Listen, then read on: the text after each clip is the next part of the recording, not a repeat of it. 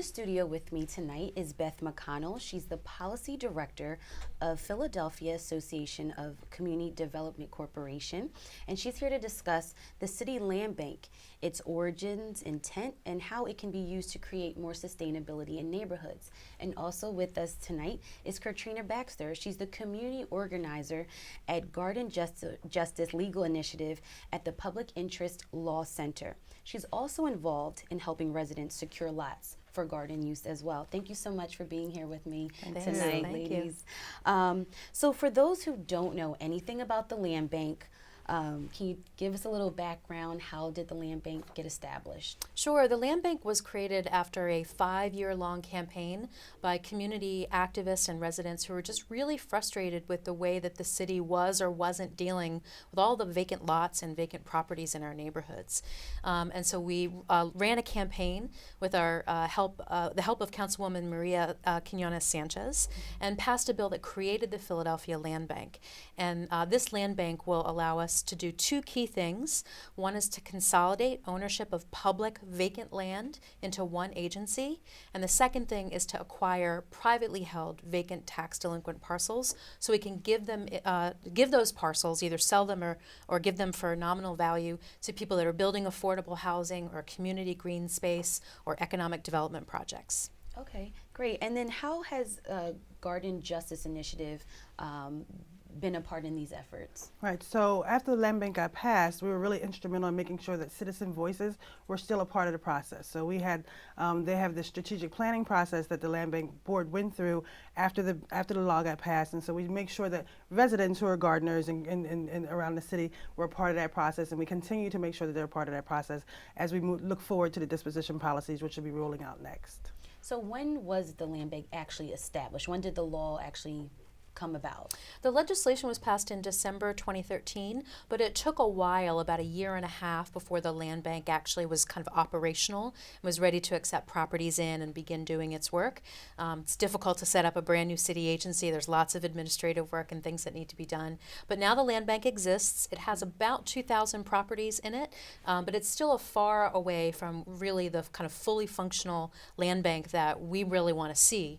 But as Kirtrina mentioned, it has a really excellent strategic plan that balances the needs for affordable housing in neighborhoods where values are rising and we need affordable properties, the green space, as well as how to push market rate development into neighborhoods that need it.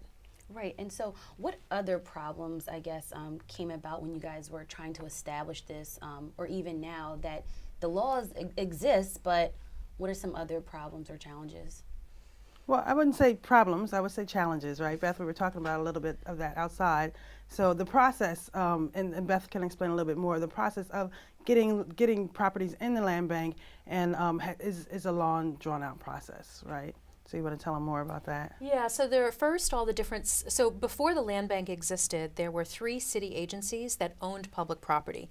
The Office of Public Property, the Philadelphia Redevelopment Authority, and the Philadelphia Housing Development Corporation. They're all city agencies. So the first thing we had to do is get all those 3 city agencies to agree and have council to act to transfer all of their properties into one place. That is an ongoing process. We've got about 2,000 of the roughly 8,000 properties in.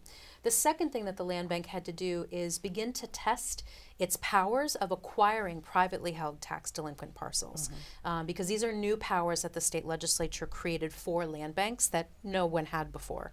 And I think it's important to remember that we're only talking about vacant properties. We're not talking about homes that are occupied or where people live. We're talking about vacant lots or structures that are completely abandoned and deteriorated. But you can't just go and take them. You have to go through a legal process. And so the land bank is in the process now of doing its first test case of about 70 parcels that it's working to acquire.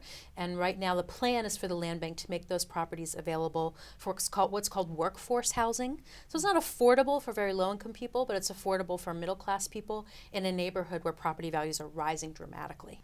And we're here with Beth McConnell. She is the Policy Director at Philadelphia Association of Community Development Corporation.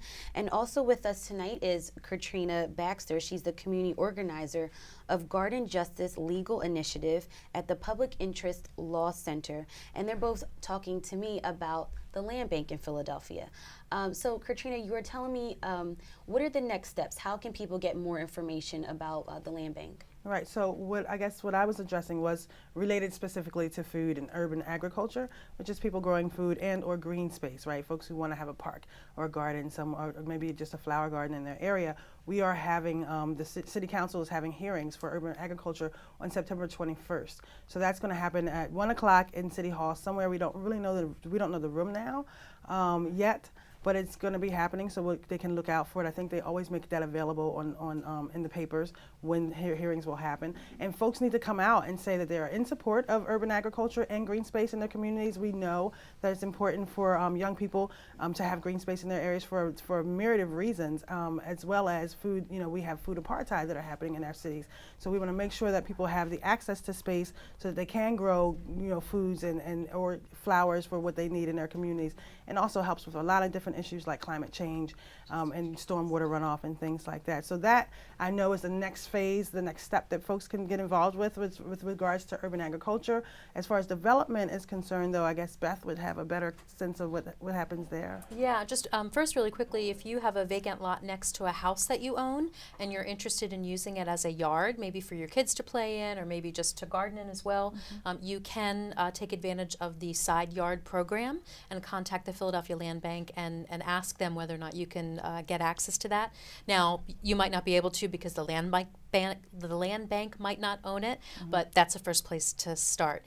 If you're interested in developing affordable housing or want affordable housing developed in your neighborhood on vacant properties, the first thing I would suggest is to contact your neighborhood community development corporation if there is one, and usually they'll know what the plans are for developing affordable housing and can kind of put you on the right track if there's opportunities to do that. So can anyone just get a green space or a side yard? Like, how does this really work? Well, anyone can express interest in a property, but if you say that you want to use it to develop affordable housing or market rate housing, you have to show the land bank that you have the resources and the capacity and the experience to do it. We don't want to just be giving a vacant lot to someone that can't do anything with it, because then we haven't solved the problem. But if you're a homeowner and the lot next to you, you want to use it as a side yard just for your own personal use, and if it is appropriate for that particular lot to be used for that use, yes, then you can certainly let the land bank know that you're interested, and they'll ask you some information to see if it's okay, and you'll go through that process from there. Any last words that you would like to share about the land bank?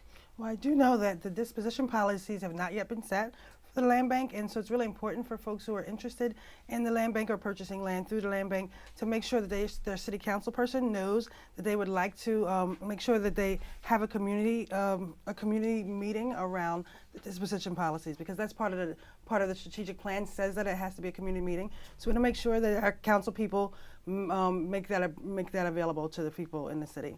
Yeah. So they should go to just talk to their council people to make sure that we have the disposition hearings out loud.